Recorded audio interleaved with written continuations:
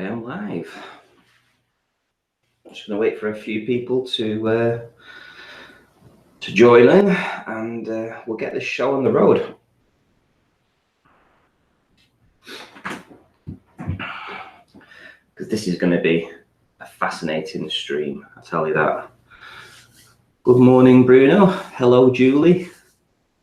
Well, guys, wait till you see what I've found out. You're going to absolutely love this. Absolutely love it. Can't wait to show you guys.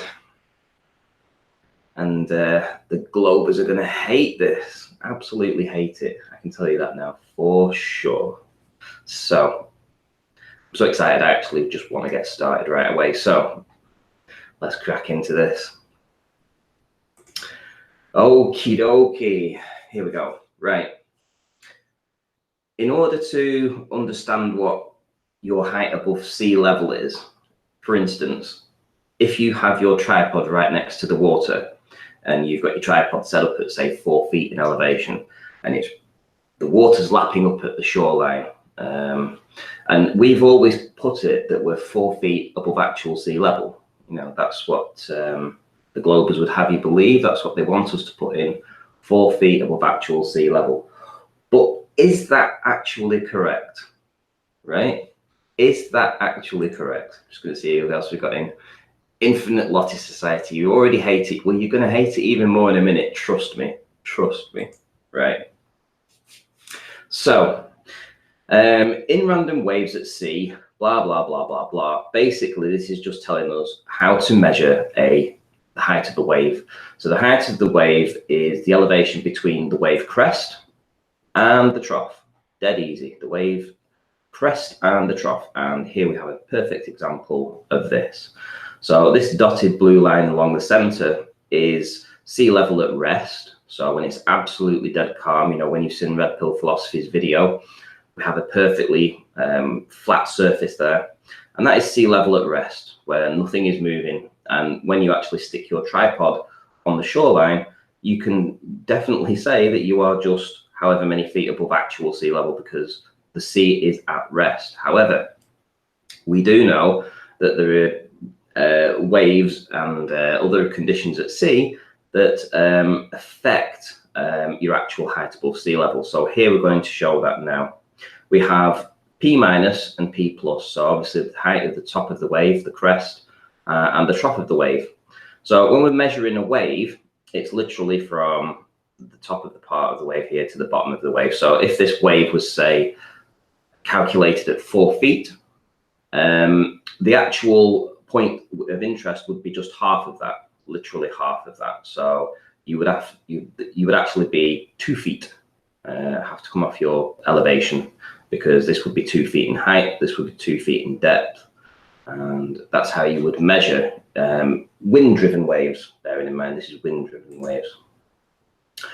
The next point I want to talk about is wave height. So the wave height depends on a number of factors, but most important is that above 15 knots, or roughly 27 kilometers per hour, there will be many whitecaps and some spray.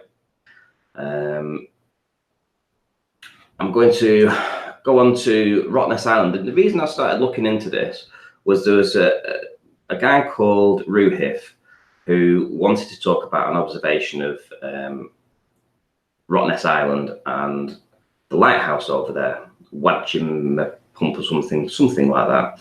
And we were trying to figure out, you know, what was the height of the waves at the time. Now, obviously we have maximum wind gusts. So this is giving us the daily wind gusts for April 2018, the month that this video was shot. And if we look at the speed in kilometers per hour, we have a line that goes all the way down here. And if I just pick an average, let's say 48 kilometers per hour, you know, not the highest, which was 67 or 65 or 57. Let's just say 48. And then we go over to the next graph, which will give us a rough estimate. When the winds are, say, 56 kilometers per hour, you would expect 13 feet average heights of the waves. So what that actually means is that if that's the height of the wave and you're stood by the shoreline and you've set your tripod up at 4 feet, you have a crest to trough of 13 feet. So essentially half of that is obstruction above mean sea level. So when you're looking across that water, essentially you're not looking across, you're looking through waves, because your height of 4 feet isn't going to be matched by the 6.5 foot blockage of the wave in front of you. That's interesting information, but the next point is going to just be killer, absolute killer. We need to understand what the swell is. Now, this is really important. Sea swell is a different type of effect that happens independent of the wave height. And what happens is the swell is the longer duration of energy put into the water. And it's obviously from long distances away, and it affects the wave heights. It adds on to the wave heights. For instance, if we have a significant swell height, basically that means it's just the height of the wave. However, when you get occasional wave heights, which are 50% higher than the significant wave height, that means that when the swell is nasty, you can add 50% on of the height of the significant wave height to the swell. So where my cursor is right now is about 50% higher than where the significant wave height is. And that's the wind-driven wave height. So if the wind-driven wave height was 13 feet and we had a 50% extra due to the swell, we're talking 20 feet then. We've now got 20-foot waves. Let's go back. If we go to the maximum wave height, the highest reported wave height over a long duration, e.g. 1 day, and can be twice the significant wave height. So when we get data that says the significant wave height on a given day for Rottnest was, say, 4 meters, but the swell was really big, we've got 8-meter heights then on the waves. Now, I'm going to look at the data for today. So this is weather graphs for Rottnest. And this is giving the swell height. This is just purely for the swell height, Rottnest Island. This is today. And this blue line, this around the bottom here, is the swell height. So at 3 p.m. today, we're going to have a swell of 2.6 meters, which is classed as rough. So a 2.6 meter swell, which is essentially close to 10 feet, right? Added on to the wave height on top, which could be as much as, let's say, another 10 feet. Suddenly we've got 20 feet wave heights. Now, to put that into perspective, I've done a little diagram here, and it's not much, trust me, I've only got paint. But if we have a 4-foot tripod next to the water, obviously this is the water, this is the tripod next to the water, and we've set it up to 4 feet, but the swell out to shore is 10 feet, and the wave height is 4 feet. What that actually means is that you're looking up over waves that are 12 foot high. And essentially that means that even though your camera on the shoreline is set to 4 feet above actual sea level on the shoreline, you're actually looking, you should be putting calculations in that are -8 feet, because you're actually looking, having to look up and over the waves. Bit like this, bit like that, having to look up and over the waves because you have blockage in the way. So you're not looking down, you're not looking level, which is what they would have you do. They would have you put a 4-foot elevation above sea level, which is incorrect. When you take the swell into account, you take the wave height into account, suddenly what you're realizing is that you're having to look up and over the waves out to sea. Even if the waves on the shoreline are relatively shallow and not doing much, out to sea, they certainly are. So, supreme information for you guys. I think it's going to be very useful going forward, because basically this means that we all have to start including this in the data. Everybody's data, they need to check this stuff.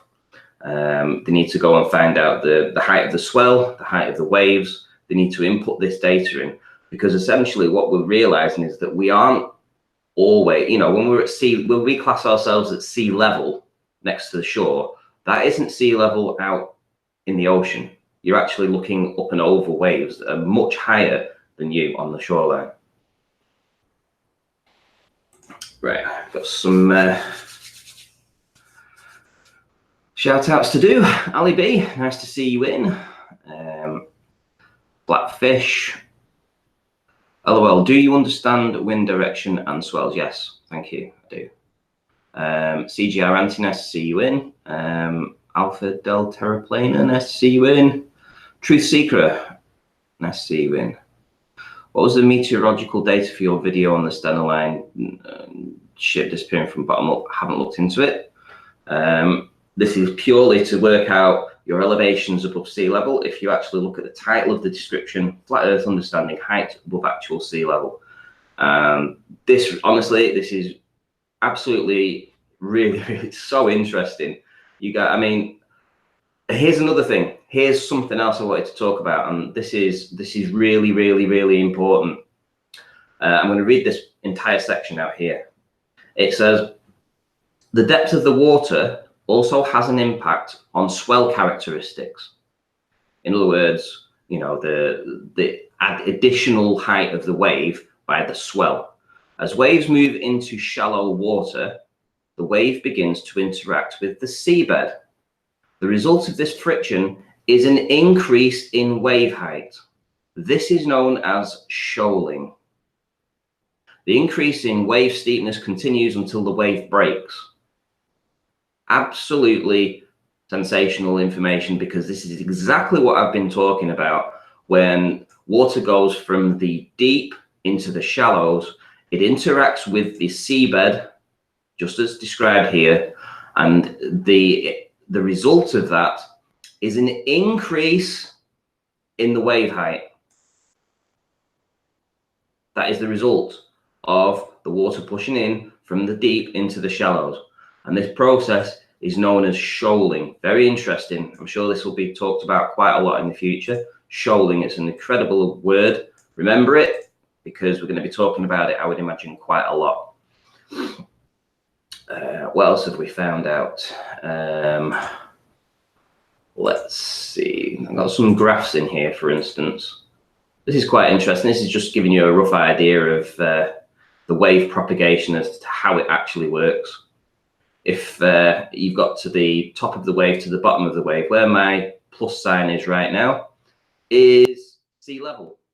But of course you have a wave that goes higher, the wave goes higher and lower than that, which is why you need to take the wind-driven wave height and divide it by 2 to figure out what the wave effect of the wind is having on it.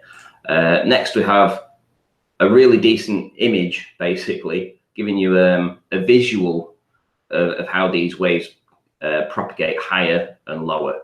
You know, you've got some troughs here, you've got some wave peaks here, and if you were by the shoreline and you had your tripod set up to 4 feet, essentially what you would have to be looking through these wave heights. And the further you go out to sea, that's when you get issues with the swell. So the swell and the wave height will literally be higher than your position on the shoreline.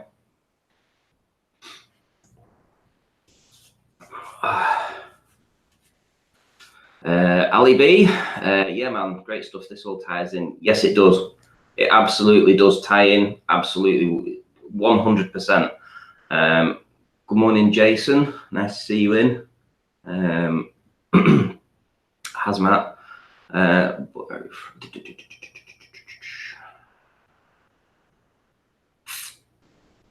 Good morning, AJNM. Oh, thank you very much for the super chat as well. I really appreciate that. Thank you very much.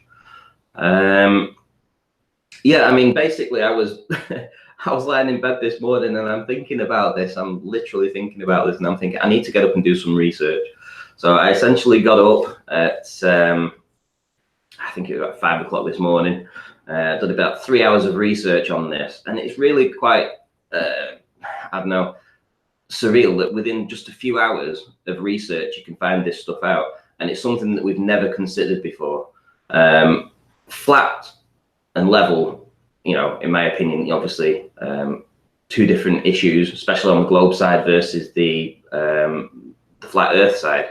However, one thing we can be sure of is that these images, when we go back through here, the wave propagation and the swell combined will actually lower your elevation above actual sea level below the wave height in most cases from the shoreline. In most cases, unless you have a really calm day, in which case you get observations like my 1 inch observation, or you get Red Pill's observation where you just see a long way. But any kind of swell or any kind of wave height, and that is going to cause blockage. It really is just as simple as that. It will cause blockage. And going forward, we need to input this data into the curvature calculator. That's what we need to do. We need to put these things into the curvature calculator. I'll just put curvature calculator. And what let's do on that one. Where's Metabunks one gone? Here we go. Because what they want you to do, they want you to put your viewer height in feet. So what do you class your viewer height as?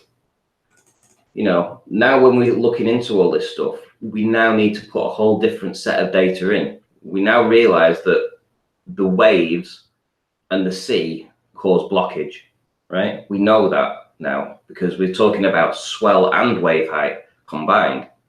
So if your distance is, say, let's give an arbitrary 20 miles. No, let's give 10 miles, right? And they want you to put your elevation at 6 feet standing by the shoreline. Is that actually correct anymore? Or would you realize that, well, let's look on here. Let's look on this graph here. Let's do a new one. Let's do a new one.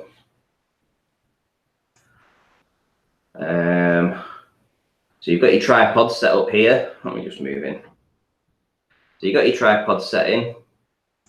You've got your water line put in there, right next to the shoreline. But out to sea, you know, starting from down here, well, let's minimize that down a bit and change it in color. So out to sea, what you're getting is you're getting probably 2.5 meter high swells, and then you're getting wave heights of, say, 5 feet.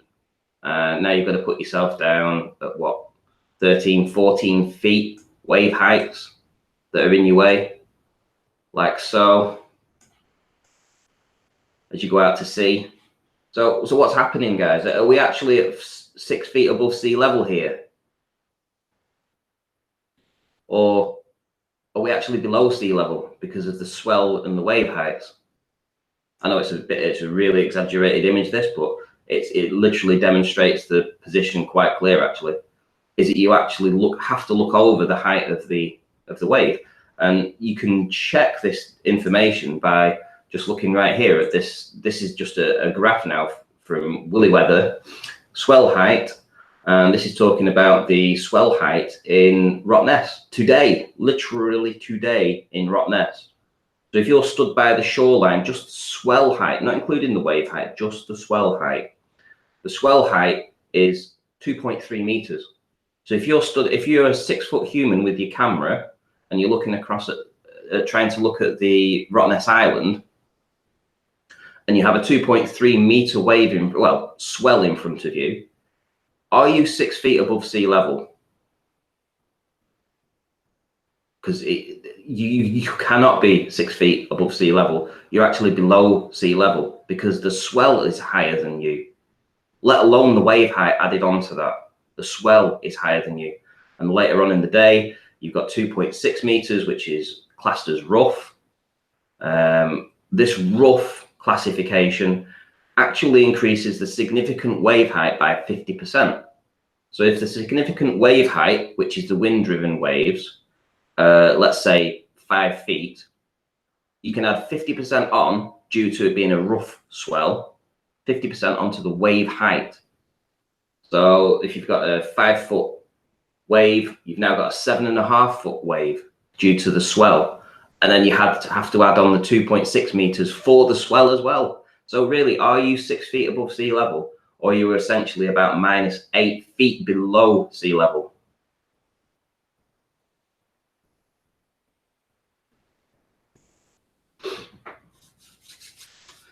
Right, who else have we got in? Brenda von Assen. I would like your opinion on this, actually, Brenda. I know you never ever give anything away, ever. You never concede a single point, but literally this is, it's beyond question. It really is beyond question. So putting in the data now, do we actually say, well, our viewer height is 6 feet above sea level? Or do we need to consider a whole bunch of other stuff, including, the swell and the wave heights now? Because what they will say is, oh, well, if you stood by the shoreline, you're 6 feet elevation, yeah, you 26 feet should be hidden, not taking into account the wave height, Suddenly, when you take your weight, let's just say there's no swell and you've just got 4-foot waves, right? So you have to take 2 feet off your actual height above sea level. So you're no longer now 6 feet above sea level, you're actually only 4 feet above sea level, and that's going to change it. That's going to change it because you've lowered your elevation, because you're no longer 6 feet above sea level. Now you're only 4 feet above sea level. What happens if you've got a bit of swell as well? Let's say you've got a 1 meter swell and a couple of feet height. Suddenly you're at zero. So you've got to put your viewer height at 0. You're not 6 feet above sea level anymore.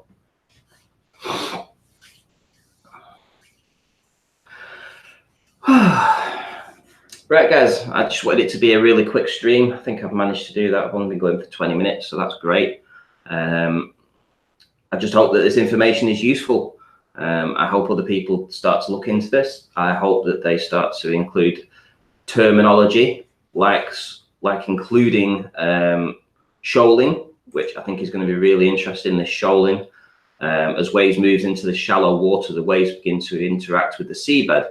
The result of this friction is an increase in wave height. This process is known as shoaling, right? Really interesting.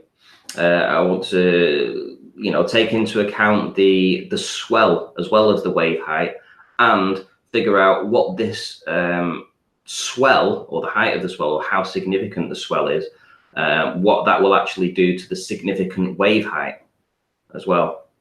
So, yep, definitely worth looking into, guys. Do include it in your calculations. I'm going to for sure start including it into my calculations from now on.